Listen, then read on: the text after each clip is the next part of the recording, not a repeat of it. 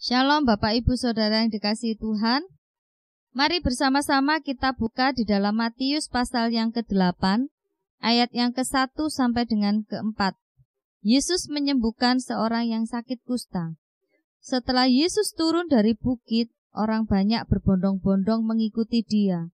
Maka datanglah seorang yang sakit kusta kepadanya, lalu sujud menyembah dia dan berkata, "Tuan, jika Tuan mau, Tuhan dapat mentahirkan aku."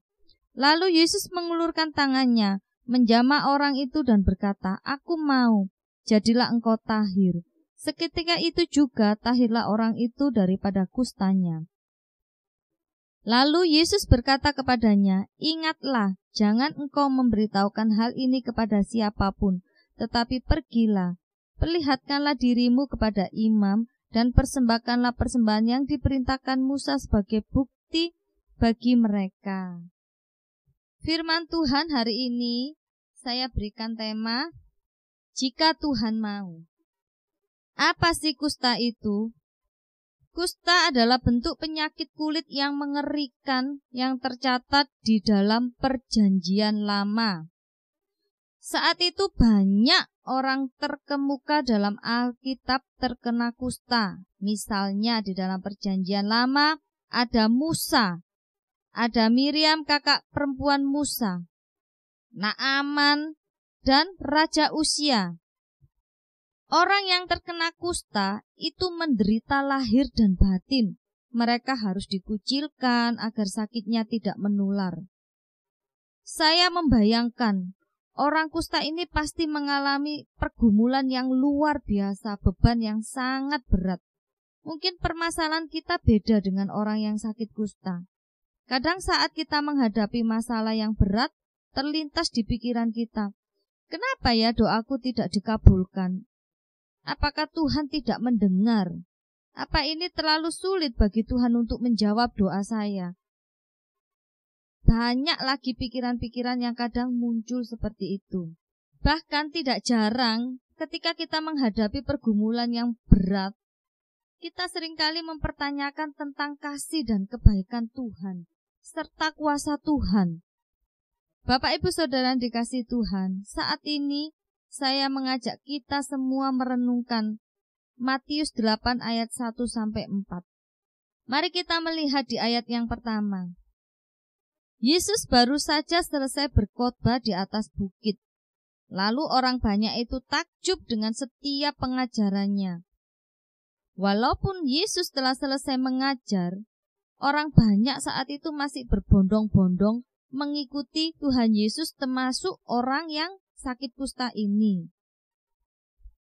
Dalam pergumulan yang begitu berat bagi orang yang sakit kusta ini, yang dia lakukan yang pertama adalah dia datang kepada Tuhan Yesus. Kita melihat dari ayat yang kedua. Ketika dia datang kepada Tuhan Yesus, dia benar-benar sujud menyembah sambil berkata, "Tuan, jika Tuan mau, Tuhan dapat mentahirkan aku." Permohonannya itu sangat singkat, tetapi artinya sangat dalam. Imannya itu begitu luar biasa. Orang kusta ini tahu bahwa Tuhan Yesus dapat melakukan segala sesuatu. Dia punya kuasa sehingga tidak ada yang mustahil baginya, termasuk mentahirkan dirinya yang saat itu sedang terkena penyakit kusta. Dan pengakuan ini membuatnya berani. Dia tidak ragu untuk datang memohon kesembuhan kepadanya, kepada Tuhan Yesus. Dengan penuh percaya diri, dengan iman yang benar-benar luar biasa, dia datang kepada Tuhan Yesus tanpa ragu sedikit pun. Yang kedua yang dikerjakan oleh orang kusta ketika dia sedang bergumul dengan sakit penyakitnya, tetap di ayat yang kedua, dia menundukkan diri pada kuasa Tuhan. Mari kita lihat kata, "Jika Tuhan mau, Tuhan dapat mentahirkan aku." Orang kusta ini tidak memaksakan kehendaknya pada Tuhan Yesus untuk mentahirkannya, karena dia tahu bahwa semua tergantung pada kerelaan hati dan kehendak Tuhan untuk menyembuhkannya. Jadi, Orang kusta ini benar-benar tahu bahwa sekalipun Yesus dapat melakukan segala sesuatu, tetap saja dia berkata, biar kehendakmu saja yang terjadi. Ayat yang ketiga kita melihat iman dan kerendahan hati dari orang kusta ini, sehingga Tuhan Yesus tergerak untuk menyembuhkannya. Tuhan Yesus berkata, aku mau, jadilah engkau tahir.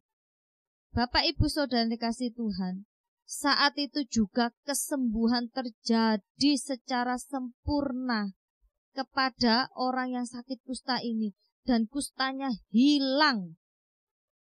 Saya tahu Anda dan saya pasti diperhadapkan dengan satu pergumulan yang berbeda-beda. Mungkin tidak sama dengan orang yang sakit kusta ini, tapi yakinlah bahwa tidak ada yang mustahil bagi Tuhan. Jangan lupa, selalu katakan biar kehendak Tuhan yang jadi, bukan kehendak saya. Mari kita mempunyai iman dan pemahaman yang benar ketika kita berdoa kepada Tuhan, yaitu dengan tetap memiliki keyakinan bahwa Tuhan tidak hanya mendengar, tapi Dia mampu untuk melakukan bagiannya, menjawab doa-doa kita, melakukan bagiannya menggenapi rencananya di dalam hidup kita. Untuk itu Bapak Ibu Saudara yang dikasihi Tuhan, kita harus tetap tunduk pada Tuhan, karena semua kembali kepada kehendak-Nya. Jangan menggurui Tuhan dengan menentukan jawaban doa yang harus sesuai dengan yang kita inginkan, tetapi kita mau belajar menerima semua yang Tuhan berikan kepada kita. Ingat untuk selalu datang kepada Tuhan. Bangun waktu saat teduh kita dengan Tuhan.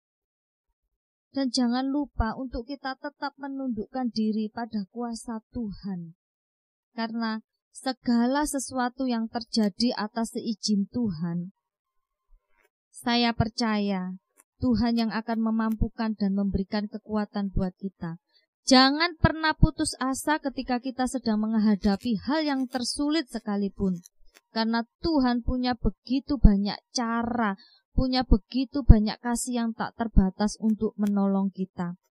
Jadi, tetaplah kita kuat di dalam Tuhan, tetap bangun doa kita dengan Tuhan, tetap imani, tetap yakini bahwa waktu Tuhan adalah waktu yang terbaik. Pertolongan Tuhan adalah tepat pada waktunya untuk hidup kita semua. Tuhan Yesus memberkati kita. Mari kita berdoa. Tuhan, kami percaya pertolongan-Mu tepat pada waktunya. Bahkan mungkin saat ini kami sempat berpikir menanyakan tentang Engkau, di mana keberadaan-Mu, mengapa Engkau tidak kunjung menjawab doa kami. Tapi kami percaya Tuhan, kami percaya hanya waktu-Mu adalah yang terbaik untuk hidup kami Tuhan. Ajarkan kami untuk bersabar menanti waktu-Mu. Ajarkan kepada kami untuk bersabar menanti jawaban doa-Mu. Terima kasih Tuhan. Hari ini dengan iman kami mengucap syukur Tuhan. Kami telah menerima kesembuhan. Setiap yang sakit telah disembuhkan oleh kuasa-Mu Tuhan. Setiap yang berbeban berat, Engkau memberikan kelegaan dan kelepasan bagi kami semua. Terima kasih Tuhan, diberkatilah setiap kami, berlimpah-limpah dengan kasih karunia-Mu, dengan damai sejahtera yang datangnya dari Engkau. Di dalam nama-Mu kami sudah berdoa dan mengucap syukur. Haleluya, amin.